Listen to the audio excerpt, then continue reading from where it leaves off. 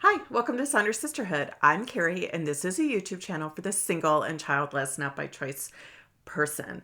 Subscribe if you are looking for content and you are single and childless, not by choice. So, our video today are things to do on Thanksgiving. Thanksgiving is approaching here in the US.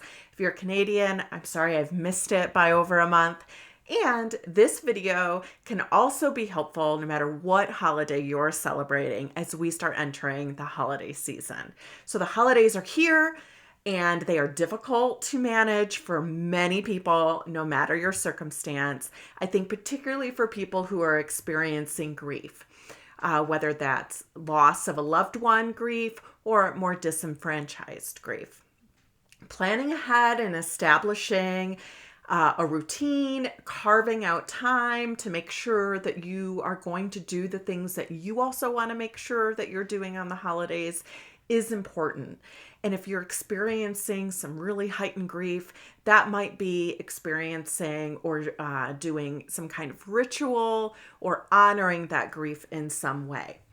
So, for example, that might be lighting a candle in order to acknowledge the grief and loss that you're experiencing. If you're religious, that might mean going to some type of church service or engaging in some type of reading related to your spirituality. It might be visiting some kind of marker, whether that's a gravestone or a special place that was important to your loved one. Or it might mean getting out and looking through pictures or the experience of that person, right? Again, whether this is loss related to infertility or loss related to maybe an older family member, parents, grandparents, things like that.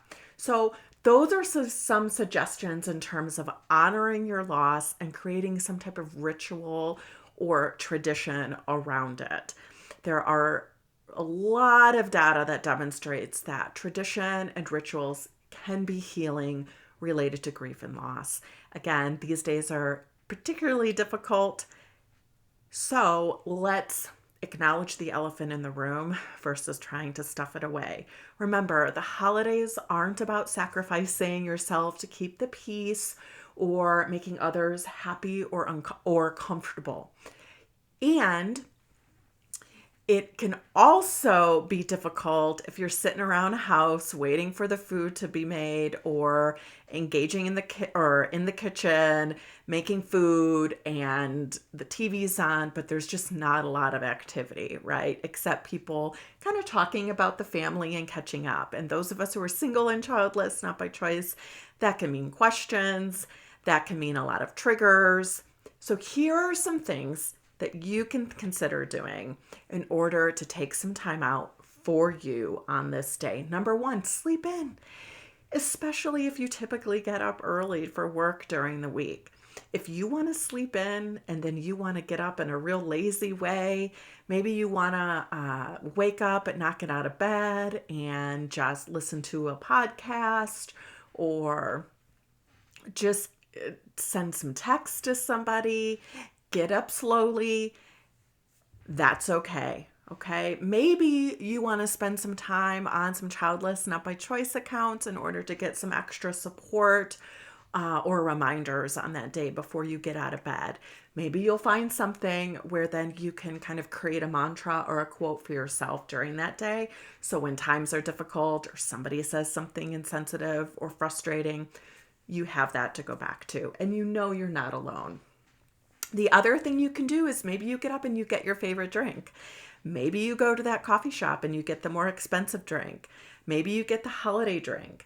Maybe you love smoothies, but you never go out and buy the smoothie because they're super expensive. Well, maybe today you do. Maybe you acknowledge that this is a hard day and you want to treat yourself to something. Maybe you take an exercise class with a group. I typically do a spin class at a place called Cycle Bar in the morning.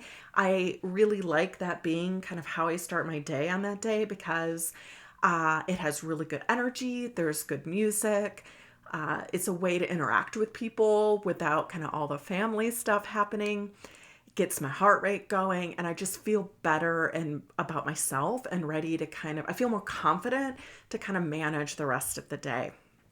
There's lots of other things. Maybe instead of, getting your heart rate up really high, maybe you want to do something more like yoga or Pilates or something like that. So remember, there are different options out there. Even if you don't have a membership to these studios, oftentimes you can buy like a one-off pass. Watch your favorite movie. Plan what movie you're going to watch and tell yourself, you know what, maybe I'm going to leave early because I want to go watch my movie. One of my favorite movies this time of year is Planes, Trains, and Automobiles. That movie is just timeless and just kind of funny for lots of people, no matter kind of what your walk of life is. And you know what? Maybe you want to watch other John Candy movies. He does have a lot of really good ones out there. Or maybe there's another theme that you want to do that weekend. So maybe you extend that into the long weekend as well.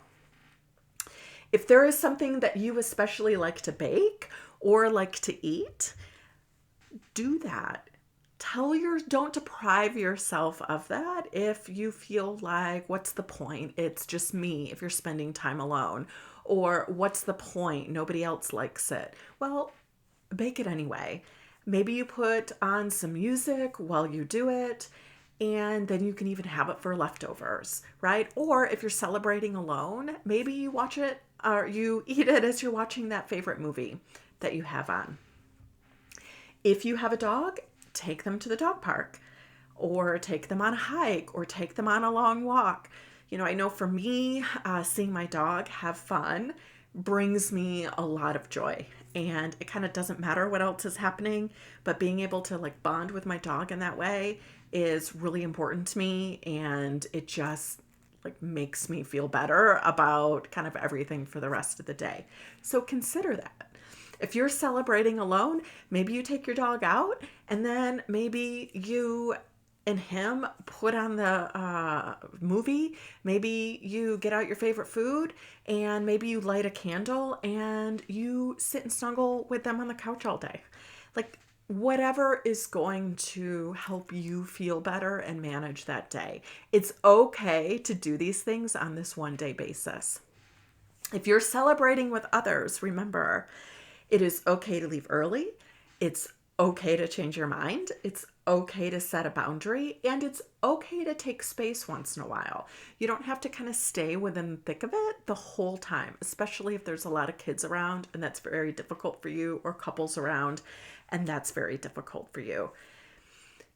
Consider maybe building one of these things into your routine if you're going to be around a lot of other people that day.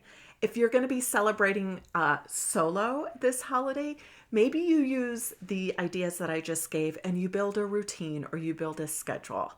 And remember, there are lots of Childless Not by Choice accounts on social media that you can go to on that day if you need a little burst of support. If you're at the table, you're sitting on the couch, and people are starting to kind of act like you're some novelty and your life is some novelty and you're getting real pissed, know that you will not be alone in that on that day, and check in with your social media friends in the Childless Not by Choice world. So let me know what you're going to do in order to help yourself this holiday season, and subscribe to Sandra Sisterhood for more videos for the single and childless not by choice person.